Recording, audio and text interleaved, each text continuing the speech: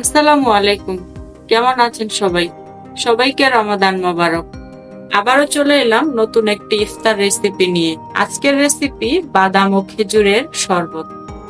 কিভাবে সুস্বাদু বাদাম ও খেজুরের শরবত তৈরি করা যায় তা আমি আজকে শেয়ার করছি। তো চলুন শুরু করা যাক। আমি এখানে কিছু কাঠবাদাম কুসুম গরম পানি দিয়ে ভিজিয়ে রেখেছিলাম। এগুলো এখন খোসা ছাড়িয়ে নিচ্ছি। আর এখানে নিচ্ছি কিছু কাজু বাদাম আর কিছু খেজুর।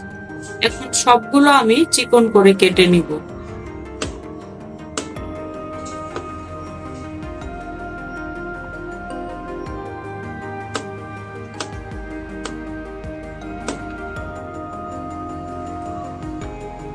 খেজুরগুলো মাঝখানের বীজ ফেলে দিয়ে চিকন করে কেটে নিচ্ছি।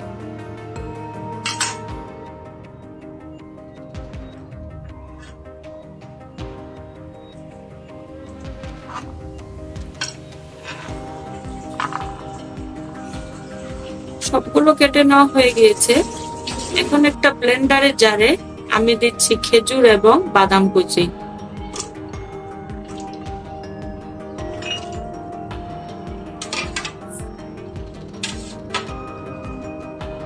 সাথে দিচ্ছি আগে থেকে জাল করে ঠান্ডা করা দুধ 1 কাপ। এবার ব্লেন্ড করে নিব।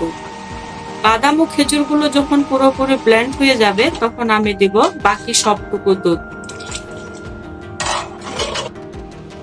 আর 2 চামচ ভ্যানিলা আইসক্রিম। আমি এখানে 1 কেজি পরিমাণ দুধ নিয়েছি।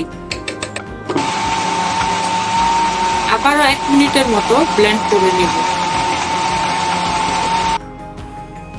তৈরি হয়ে গেল সুস্বাদু বাদাম ও খেজুরের শরবত। এবার ঢেলে নিচ্ছি।